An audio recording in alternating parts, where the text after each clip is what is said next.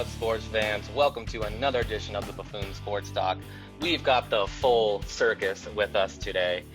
Myself, host Troy Alexander, Phil Melangi, Jake Hoffman, and Alex Campbell. What is up, guys? What's going on? What's good? Good to get the whole rodeo back together.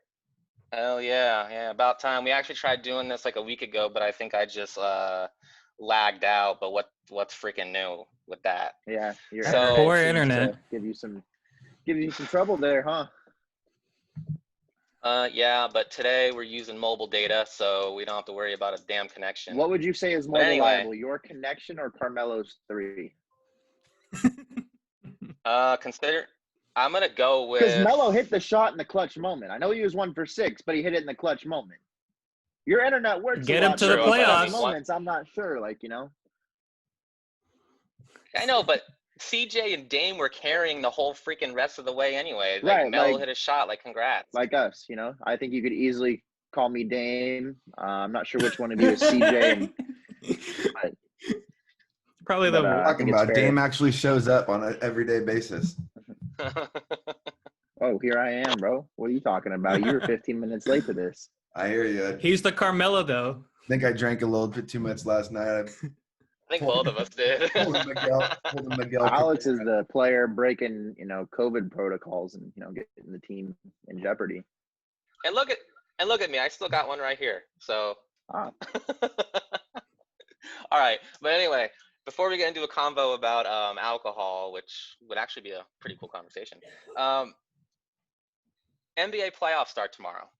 So I've been watching all of these games. So I want to go through each series, 1 through 8, every single series from both conferences. We're going to give our picks, and we can just dissect a few of the series because I don't want to dissect all of them. I don't think we need to.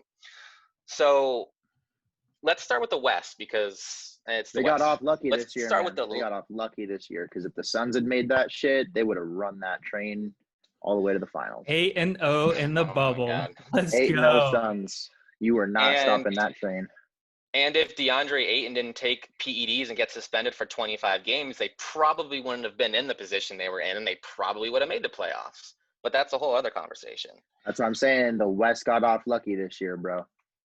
Yeah, because the Warriors no didn't Warriors make it. Alex's and no little Suns. laugh. It's crazy. All right, let's talk about the 1 and 8 matchup. Let's just go through it. Lakers and Blazers. You know what? I'll let anyone take the horns on this one, and then just give me your pick for the series. Jake actually had something funny over text message the other day, so let's let him start first with his prediction that he texted to us. Man, you guys got to throw me out here first. Oh yeah. Well, you've been trolling like an MFer lately. Right, so I'm just kidding. No, I've obviously got the Lakers, but I think it's going to be a closer series than you think. I think it's going to be 4-3 Lakers. Wow. Okay. And why do you think it's going to be 4-3?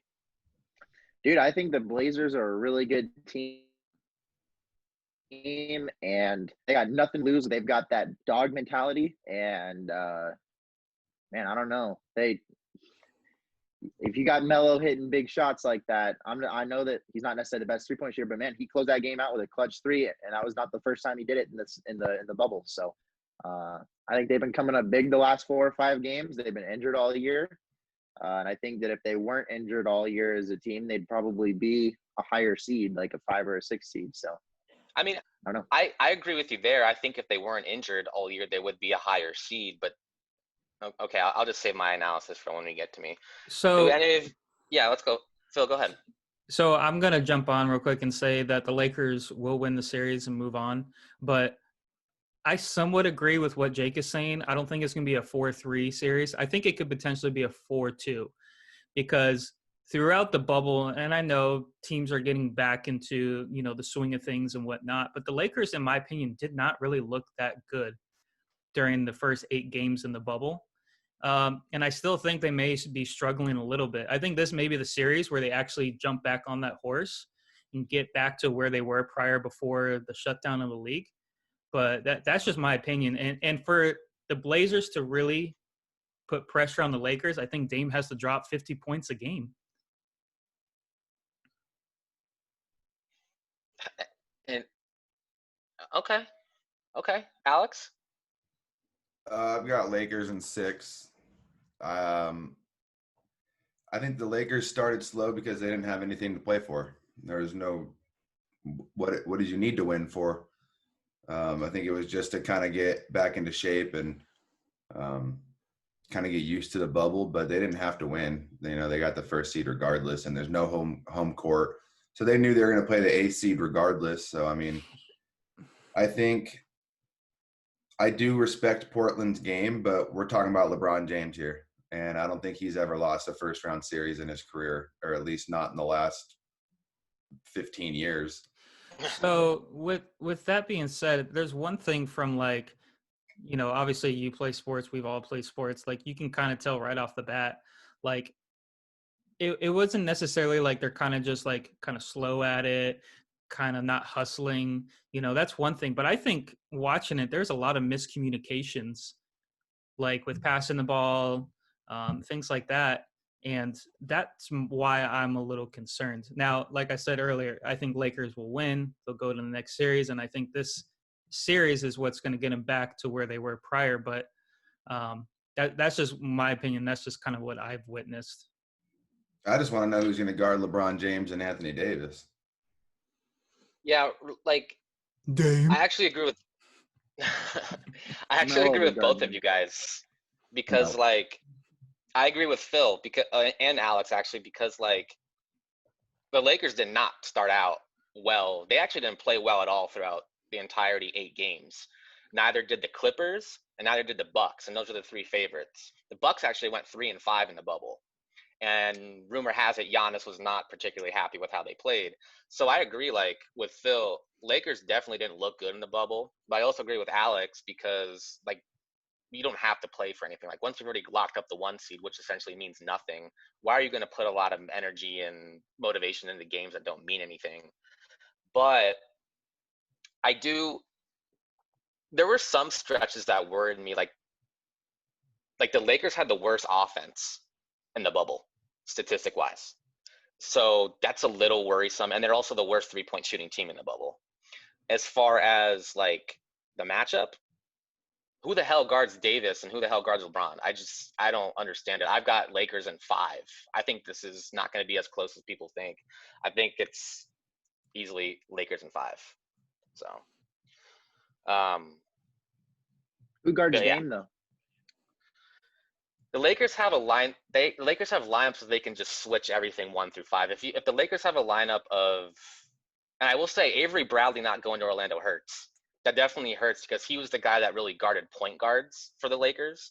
But the Lakers also still have a lot of length on that team. So if they have a lineup of Danny Green, LeBron, Anthony Davis, Kyle Kuzma, and Kentavious Caldwell-Pope, those are 5 positions that you can switch anything. You can switch any of those guys onto Lillard or McCollum, and I'm comfortable with those guys making it tough on Lillard.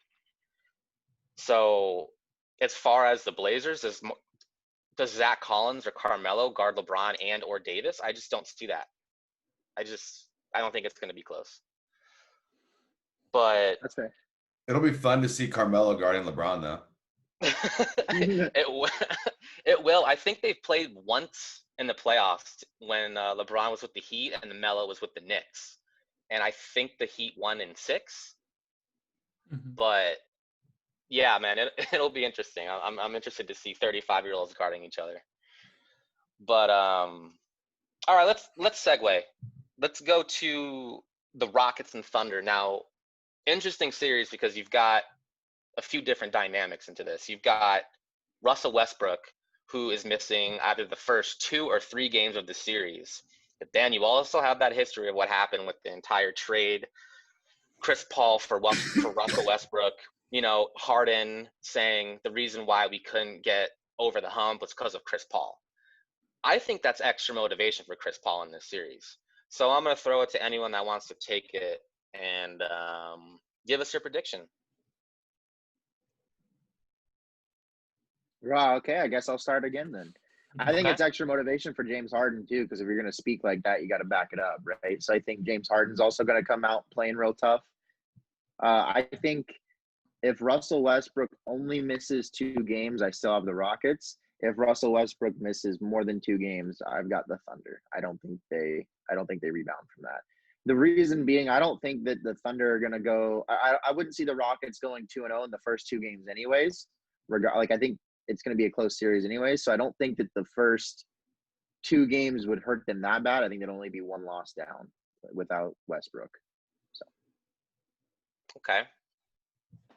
I say let's first give a huge shout out to OKC because before the season even started, they're like projected like less than 1% to even make the playoffs, and then they clinched the 5th seed in the West. I think that's impressive as it is.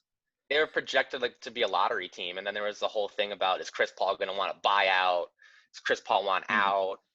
Yeah, there was Chris Paul to the Lakers. If they could, yeah, How could it happen? Alex's reaction. But I think it's impressive what we've seen from OKC and what Chris Paul has done for that team. But I mean, in the end of the day, I think I'd still have to give it to the Rockets, regardless if Westbrook comes back after the 2nd game or after the 3rd game. Rockets are going to take the series. Okay. Big guy? I keep flip-flopping, honestly. This is a tough series. It is tough. This is my second favorite series. Especially not knowing how many games Westbrook's going to be out. I just think if this was a regular season, I personally think OKC would be very favored because the first 2 games would be in Houston. And if you could snag one of those, I mean, then you're going to go home. If he's out 3 games and you're going to have a game without him there home, I think OKC would win it for sure, honestly. In the bubble, I think it's a little bit more manageable for Houston to win. I just think with Houston's experience, I think they can still get it done. But I think either way, whether he's out 2 or 3 games, I think it goes all 7 games. And honestly, I think it's a toss-up. If I had to lean one way, unfortunately, I'd probably go Rockets. Okay. I feel like this is like this could go either way. But I've been saying since the matchup has been decided as of like a few days ago, I've got the Thunder in this one because like the Rockets were designed their whole team so they can just have shooting and they can switch anything. And then they traded Capella so they can help Westbrook get those driving lanes to the basket easier. When you throw away that Westbrook for 2 or 3 games, that essentially kind of throws your whole system out the window. And it's like, okay, what are we doing? Are we just going to have Harden jack up 50 shots? That's fine. I don't think he's going to make all 50 of them. And he might, though. He's a freak. Might make 30. That's true. I mean, Harden's one of the best scorers I've ever seen in my life. But like, I just think people are kind of forgetting that OKC has one of the best 3-man lineups in the NBA in Schroeder, Alexander, and Paul. And I also think Shai Gilgeous-Alexander is going to have a really, really nice season. And he's a player that some people forget about. And I think Chris Paul has that added chip on his shoulder. I got the Thunder in 6. That's my prediction. So, all right. But anyway, let's move on. Let's go to the Clippers and the Mavericks. Are people really going to listen to your basketball opinion with that Cleveland Cavaliers hat on? They may or may not. I suggest they don't. I want to switch that to a Lakers. Okay, well, I can just take it off, but I prefer. It's like the classic, You're good, one, buddy. we lost a guy. Okay. I know we lost Jake. Oh, there he is. Oh, there he is. There we go. That was weird. Welcome back. Hey. All right, so Clippers Mavericks. Like, to be honest, I would hate to spend 5 minutes on this matchup. I think it's going to be an absolute slobber knocker. You're right. But 4-0 Mavs. Honestly, Jake was let's supposed to hope. say that. Let's Let's hope, hope. right? Let's hope. I would love that. Absolutely love it. I'm so sick of Clipper fans already, man. So sick of them. But does anyone want to start with this? I got Luka Doncic putting up a quadruple double every game. So Okay. I got Mavs in 4. Okay. They'd probably still lose because he can't play defense. Yeah. No, the quadruple double would have to include defense, bro. Either steals or blocks. There'd be some defense there. He's getting 10 steals, bro. I was trying to help you like realistically, but we all know he ain't getting any defensive. No, and we all know it's gonna be Clippers 4. I got Clippers 4-1. Yeah. Yeah. I mean, that's what I have. Clippers 4-1. I just, like, yes, I understand Doncic is a freak, and sometimes we forget about Porzingis. Like, but the Mavs don't have a true wing to stop George or Leonard. It's just I just don't see what they're going to do against those guys. So, they're gonna clamp down tough. They're gonna clamp down on that. So okay. Well, all right. So let's go to the Jazz and Nuggets. well, what about their series predictions? Let them give their. I'll make it quick. Alex, you did say 4-0, so. No, I was kidding. I got Clippers in 5. Clippers in 5. Yep, me too. Sorry, I'm not trying to rush us. It's just Phil sent us a notification. We've only got a little bit of time left on this call. So. Oh, we're at 7.5. Okay. Jazz and Nuggets. Interesting one. Just announced that Mike Conley and his wife gave birth to their son. So now Conley has to leave the bubble. So that means he'll be, at least when he comes back, quarantined for at least 4 days or 5 days. So that's going to make him miss 2 games at least. That being said, I already had the Nuggets in probably 6. But now without Conley, I would probably say Nuggets in 5. I could even see him sweeping without Conley, right? Without a point guard, because as you know, it's a point guard driven league, Troy. So. Just kidding. Oh my God, Jake. This was honestly the series I was probably most excited about, just because I feel like the past couple of times they played against each other has been really good, and I was really looking forward to the series. But now hearing that news, I think Denver wins. Yeah, Denver in 5.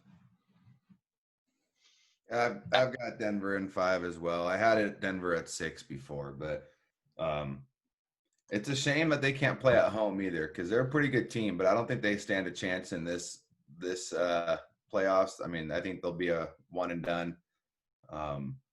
But they're a scary team when they can play in Denver. I'll tell you that, man. They're very accustomed to that elevation, and it's a scary team. But I just think down in Florida, sea level, they're not going to be anything to worry about after round 1. Yeah, because the winner of that plays the Clippers if the Clippers get past the Mavs first round, and I think we know how that's going. And not just that, but the Jazz are also missing their best shooter, who gave them 19 points a game in Bogdan Bogdanovic. That really, really hurts. So, yeah, now the Jazz are down another guy. So, Nuggets. So, let's move on to the East, because I don't know, man. Both conferences actually have some really good matchups, and that's usually interesting to say, because more often than not, it's always been like the East is like, okay, we all know who's going to get these. We all know who's going to get these. But like, let's go through them a little bit. So let's start with the Bucks and Magic. I mean, this one, I think it's 4, right? Yeah, I think it's. I think it's a clean sweep. Yep, me too. Agreed. Okay. And here's an interesting one. Heat and Pacers. So, I mean, I've got the Heat in 6 in this one. Could even be 5. I'm really high on the Heat. I've been saying like the whole year the Heat are my dark horse. Only team in the league to beat the Bucks twice in the regular season. And the winner of this series plays the winner of the Bucks and Magic in the second round. So it could very well be Heat and Bucks. Imagine the Heat can get just an upset on the Bucks, which I think is very possible. But does anyone want to talk about that? You're just super disrespectful. I won't spend too much time, but I got the Pacers in 7. Woo! Okay. Unfortunately, I have to say the Heat, but in 7. Heat in 6. Okay. I I in that classic matchup, the Jimmy Butler and TJ Warren matchup, I cannot wait for that. Like they've been saying this whole season, like, oh, I can't wait to see you. Let me see you out in the parking lot. So this is gonna be a slugfest. That I can't dog wait. fight. I Let's know, man. go. It's gonna be sweet. And Raptors and Nets. I think the Raptors sweep them unless Karis LeVert gets like 60 points in a game for the Nets. But Nets are down so many guys. Dinwiddie didn't go to Florida.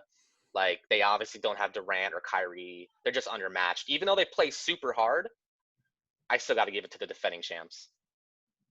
Yeah. Easy. Broomsticks. Clean sweep. Broomsticks. Yeah.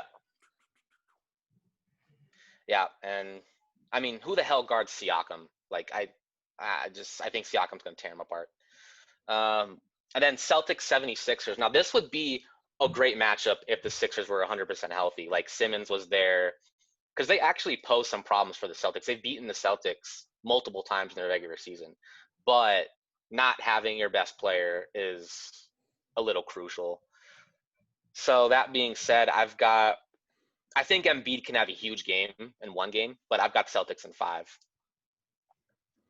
Yeah, I think that's fair. Like you said, I think, although to be honest, the 76ers might be better without Ben Simmons. I mean, with him and Embiid on the floor at the same time, statistically, they're not as good of a team, right? I know, like you were saying, the matchups, but yeah, like you said, I got Celtics in 5. I got Celtics, but in 6. Okay. I got Celtics in 6 as well. I think Embiid can have 2 really good games. He has this weird, like, where he just completely goes off, and then the next game he's just quiet. Yeah. Right. He just kind of like mopes out there sometimes, it feels like. And it's like I think he's a baby, to be completely honest. he might be. It's just like when you actually look at the Sixers, they're not that talented. Like they really are not talented. You think about the guys they lost in the offseason. Jimmy Butler, JJ Redick, and TJ McConnell. All 3 guys that operate in offense, and Jimmy Butler can get a bucket for you in the half court. And that is when games slow down. Games slow down in the playoffs, and Jimmy Butler was that guy. Keep in mind, they were 1 game away from the conference finals last year, the Sixers. It was just a luck of this, the way the ball rolled off the rim and for the Raptors, and that's just how it went. But yeah, man, I'm excited for the playoffs. Anyone want to add some last words before we have to head out of here? I'm just excited. I think it's going to be an interesting year. Should be a fun one. Really looking forward to it. Me too. Well, thank you guys for listening. Thank you so much. Follow us on Instagram, social media, YouTube, Spotify, wherever you get your podcasts. Subscribe us on YouTube. Hit the notification button. Hit a like. Hit a dislike. If you dislike the video, leave a comment below on why. And share. And go even if you don't like us, tell everyone how stupid we are. Yep, I like everything everyone added. Just, subscribe if you want. But we are the Buffoons. Take it easy, guys.